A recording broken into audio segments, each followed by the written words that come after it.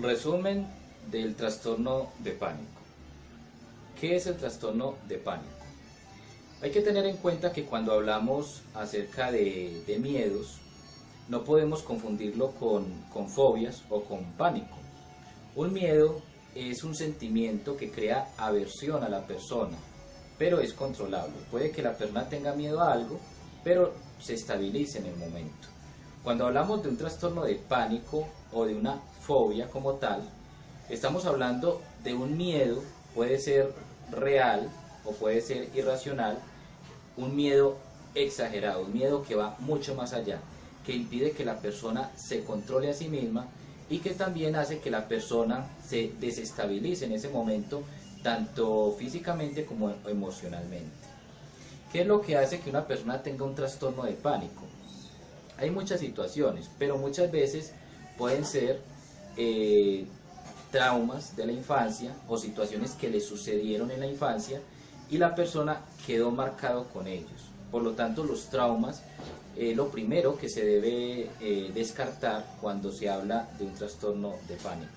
Muchas veces las fobias esconden unas historias que nos sucedieron cuando éramos niños o adolescentes.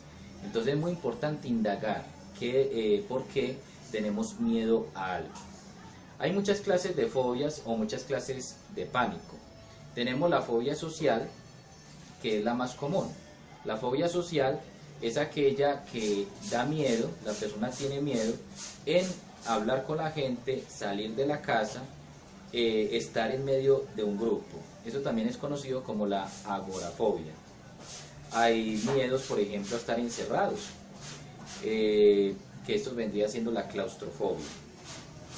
Hay muchas clases de miedo, pero lo importante es saber y determinar qué causa ese miedo. ¿Cuáles son los síntomas del trastorno de pánico? Los síntomas no es solamente que la persona vea algo o recuerde algo y le da miedo, no. En ese momento la persona que siente el pánico, que siente la fobia, es capaz de huir, es capaz de correr ante lo que le está generando esa sensación de pánico. Entonces, una de las cosas uno de los síntomas que se pueden notar en la persona es la reacción súbita que tiene ante lo que le genera el pánico. Otra cosa que se puede notar es que la persona no desea ni siquiera mencionar ese objeto, esa cosa, esa situación que le genera pánico, no quiere mencionarla, le da rabia cuando la menciona y puede cambiar de tema o sencillamente puede retirarse de la persona en el momento que se le menciona. El trastorno de pánico también tiene unos síntomas físicos muy parecidos al trastorno de ansiedad. Por ejemplo, la persona puede tener una desestabilidad corporal. La persona puede sentir que está como caminando en el aire, que se está yendo para los lados como si fuera un vértigo. La persona se pone nerviosa, suda.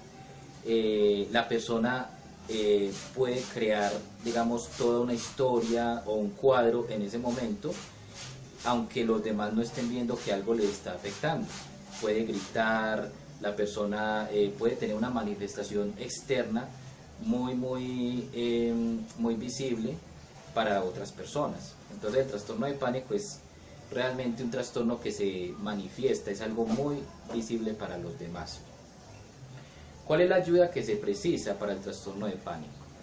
Bueno, algo muy importante es una terapia psicológica. Aunque no todas las personas que sufren fobias se les administran medicamentos, pero aquí lo más importante es la terapia cognitiva conductual, o sea, la terapia con psicología. A algunas personas se les administran medicamentos solamente para mermar los síntomas de ansiedad, el nerviosismo o la depresión. Pero en realidad la raíz está en lo que la persona está interpretando como pánico, como fobia. Entonces las secciones y los talleres que se hacen con psicología le va a ayudar a reordenar, por decirlo así, el concepto que se tiene sobre lo que le está generando el pánico o lo que le está generando esa angustia. Por eso es muy importante que esa persona siempre vaya acompañado, porque la persona debe sentir que hay un familiar, hay un amigo que está al lado. Y algo muy importante es que el amigo o el familiar debe apoyarlo y ayudarlo y ver cada progreso que la persona esté haciendo. Ante el trastorno de pánico no se le debe colocar la terapia de exposición, que viene siendo que de una vez se le muestra el objeto o lo que la persona le tiene miedo, no se le debe colocar inmediatamente, sino que se debe quizás empezar a mencionar el asunto y poco a poco irse ganando la confianza. Una noticia muy buena, y de hecho es excelente el que muchas personas, al seguir este tratamiento con psiquiatría, psicología, el apoyo familiar y el de los amigos, han salido adelante y han podido vencer sus miedos, sus pánicos, sus fobias. Fin del resumen.